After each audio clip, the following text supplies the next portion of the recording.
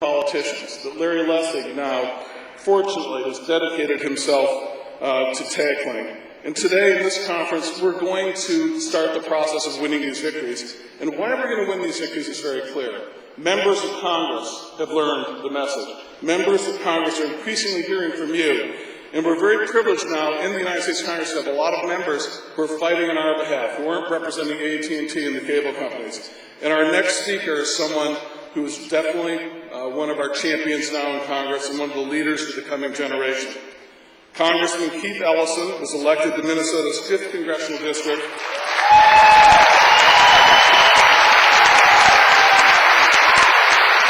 Here in Minneapolis in 2006. He's the first Muslim elected to the U.S. Congress and the first African American elected to the House of Minnesota.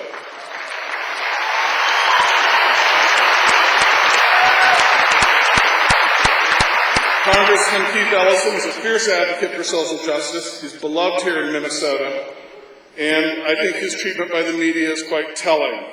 He has a recent direct experience with corporate media, and as they say, a picture or a video tells 1,000 words.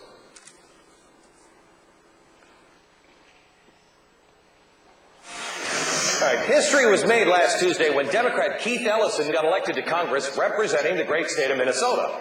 Well, not really unusual that Minnesota would elect a Democrat. What is noteworthy is that Keith is the first Muslim in history to be elected to the House of Representatives. He joins us now. Congratulations, sir. How are you doing, Glenn? Glad to be here. Thank you. I have to tell you, I have been nervous about this interview with you because what I feel like saying is, sir, prove to me that you are not working with our enemies. And I know you're not. I'm not accusing you of being an enemy, but that's the way I feel, and I think a lot of Americans will feel that way. Well, let me tell you, the people of the 5th Congressional District know that I have a deep love and affection for my country. There's no one who is more patriotic than I am. And so, you know, I don't need to prove my patriotic stripes. And I'm not asking you for that.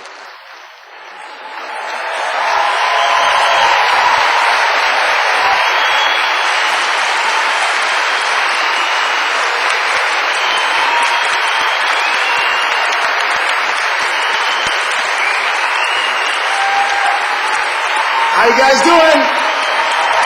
You fired up? You ready to go? Hey, you guys. What an unqualified joy to be here with you this morning. I can't even describe how I feel. I feel like jumping up and down. It's because it's rare that a politician like me gets to talk to the people who are informing the American people about the power that they have right in their own hands, a chance to talk to the folks who are getting the word out, who understand that the foundational blocks of democracy are an informed community, an informed population, and we cannot be informed if all we got to listen to is that guy. I mean, you know what? With a consolidated, corporatized media, we will know something is desperately wrong in America, but we won't have any of the details. In our gut, we'll know that, man, this really sucks. But we won't know the specifics. We won't know about the $12 billion a month being squandered in Iraq. We won't know about the $1.6 trillion we need to revamp the infrastructure of our nation because it's crumbling after years and years of Republican neglect because they don't like government. We won't know these specifics because you're the ones who tell us these things. You're the ones who use the small, low-power radio to get the word out. You're the one, that's right, let's give a hand for that. You're the ones who use the internet to make sure people know what's happening. Yeah, we know there's a lot of crazy stuff that goes over the internet, but there's a whole lot of good stuff too. And most of you guys are the ones who are pumping it out there to the people every single day so they can take that information and they go to that community meeting, they can go to that state house hearing, they can go to that rally on the corner, or they can even go to a house hearing on the Capitol Hill and let the folks know what really is going down in our country and across this great nation of ours. Let me tell you, let me just say this, and I just want to say this to you because I think it's important to get ourselves grounded in a little history. You know, in the year 1964, the conservative movement fell flat on its face. It was questioned as philosophically. It wasn't just a matter of, gee, we lost this election, how do we win the next one? It was a matter of, gee, is conservatism a philosophy that holds any merit at all? Is the idea that rich people don't have enough money and poor people have too much a meritorious idea? It doesn't make sense that you would put someone in power who fundamentally questions government at all. Let me just tell you, there's a reason why most vegetarians do not make good steakhouse chefs. They don't like this stuff, right? And in the same way, these conservatives don't believe that the public has a role in their own governments. When they say they don't like government, they don't like the public having anything to say over what they do. That's what they're saying. They don't like you telling them what to do. They don't like you going to the ballot box and picking people who are going to give them a hard time and ask them some tough questions. They want folks who are going to be compliant, who are going to do it their way, who are going to see it their way, and for the gratitude of seeing it their way, there are folks who are gladly to send a very legal blessing the way of those politicians who see it their way. It's called campaign donation, also known as legalized bribery. But we got to get rid of that. Anybody want to talk about campaign finance reform? But I want to say that a strong, independent, diverse media is the key to a strong, vibrant democracy. I want to say that in 1964, when the conservative movement hit itself on the face, but it just went down, they didn't quit, they got busy. They went out there and they started think tanks. And they said, look, we can't really do our thing at the academic institutions because they believe in some measure of truth. So we're going to start these think tanks. We're going to start the Heritage Institute, the Cato Institute. We're going to start the American Enterprise Institute. We're going to start these institutions. And yeah, we're going to have scholars to back up our ideological framework of conservatism, but we're also going to have studios in every single one of these places. We're going to have studios so we can pump out our message. We're going to get that message out to our media people. We're going to pump up something that the world will one day know as hate radio, right? And this is what we're going to do. And you know what? In 1980, the full manifestation of that dream came true under Ronald Reagan. A man who said that we're going to cut taxes, yet he raised them. A man said we're going to cut the budget, yet he increased it. A man who said we're going to stay out of foreign entanglement, yet he got himself mixed up in Nicaragua and everywhere else he could. And Reagan, as much as he really made me sick as a president, was small comparison to the gentleman in the White House right now. The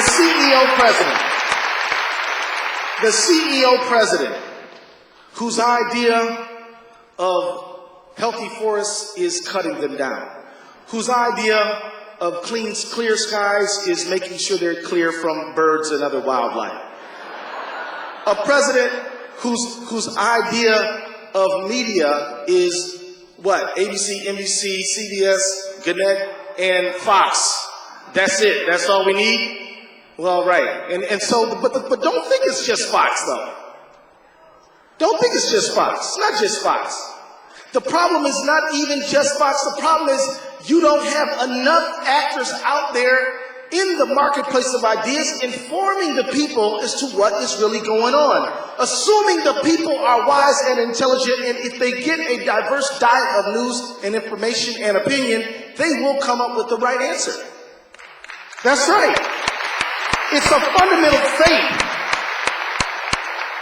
But let me just tell you, since 64 all the way up till now, the American people have seen the politics of greed elevated to a political ideology. They have seen it.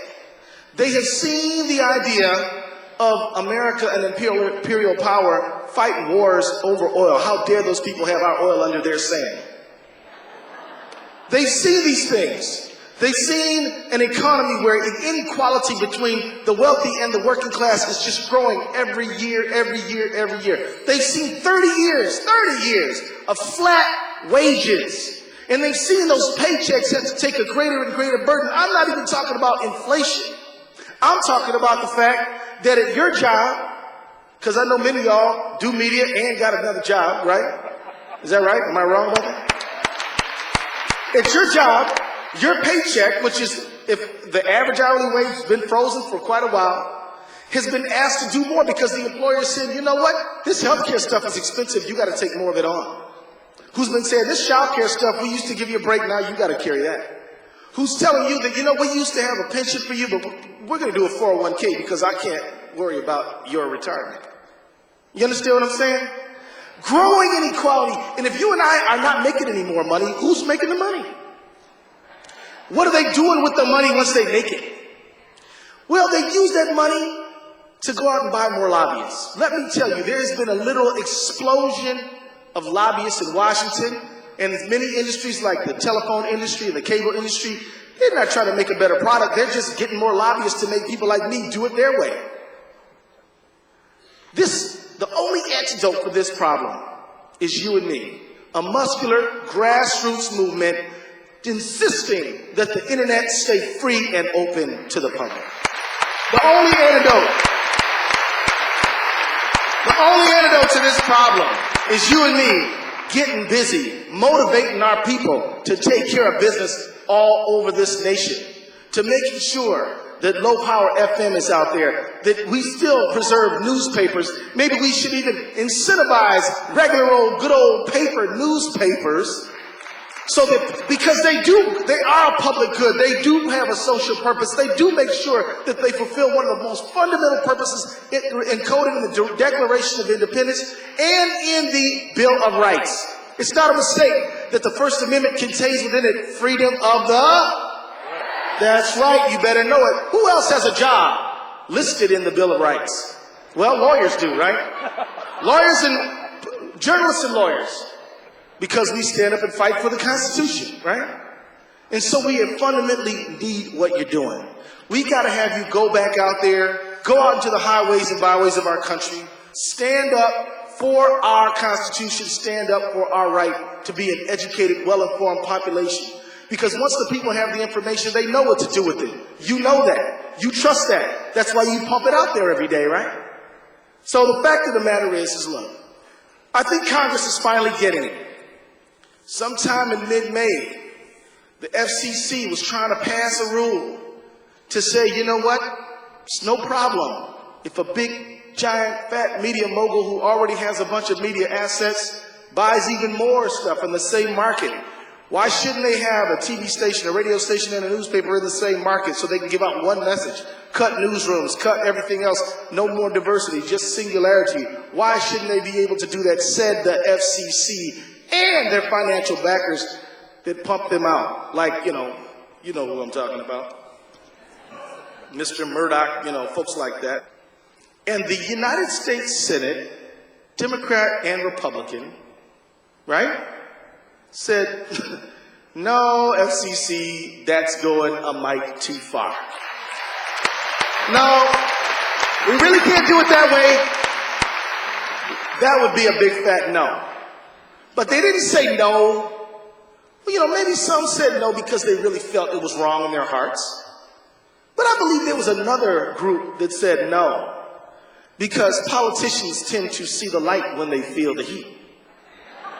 And when you put the heat on them, when you all put the heat on them, and the people who listen and read what you produce begin to put the heat on them, they had to respond. Welcome to the beginning of a great movement that is emerging in our country that is all about the common good. Welcome to the movement. Welcome to the movement that says that Americans and the inhabitants of planet Earth want to live in harmony with our planet and not look at it as one big old fat commodity which we can cut down and sell and exploit and make money off of. Welcome to this beginning of a movement, the beginning of a movement, y'all, that says that our diversity is a strength, that we will not be sliced and diced one versus another, that there's enough for all of us, that there's enough for the people born in America and the folks who are new Americans coming here. Welcome to that movement. Welcome to the movement. Welcome to the movement that says American workers are not going to look with suspicion at our Hispanic brothers and sisters, but we're going to look at the trade agreements that put us both against each other, and we're going to hold them accountable based on that, so that all of us, one and all, can have prosperity. We're going to say that, you know what? We don't care who's gay and who's straight. If you want to be in the military, be in the military. What difference does it make? Why should you have to not ask and not tell? It's your business what you do. No more dividing straight versus gay. No more this marriage amendment crap. It doesn't make any difference. People are people. We're all Americans here together, and we care about each other. That's where it's at. Welcome to this movement. Welcome to a movement. Welcome to a movement where a community that is about 85% white and Lutheran can look at a candidate who is both black and from that brand new scary religion known as Islam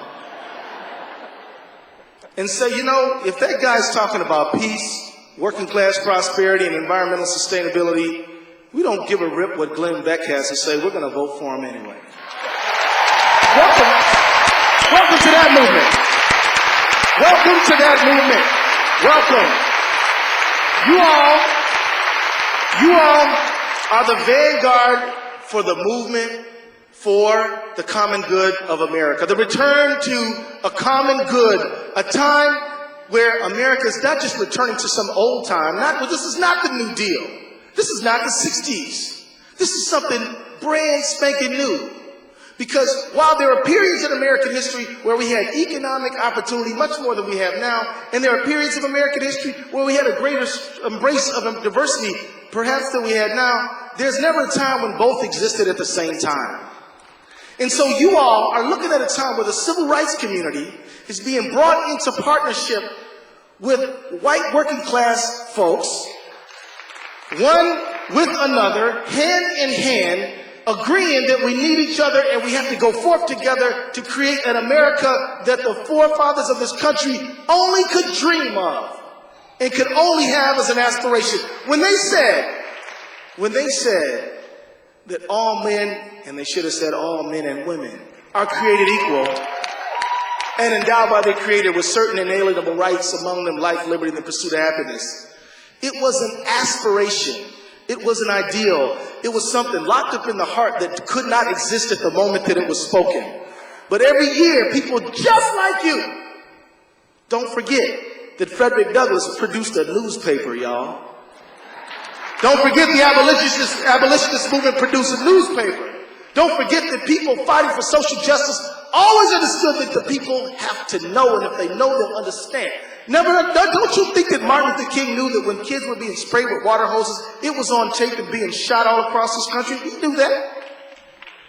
He knew it. There was a link between us that could not be broken because people in America are good people.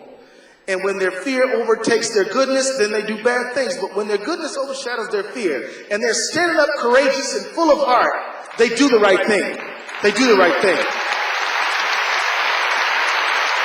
You all lead the way for that movement. You all are the vanguard for that movement. You all are the carriers of the tablets. The carriers of the big tablets, right? Like Moses coming down from Mount Sinai with information on them so people can use it and make good use of it and make our world better for it. I just want to say that I'm deeply, deeply grateful for you. I will be fighting for you. You need to know that I'm on your side, and we'll be together. And we'll organize in Congress, and we'll organize in the coffee shop, and we'll organize everywhere in between to make sure that Americans know what they need to know so they can do what they got to do. God bless you. Take care.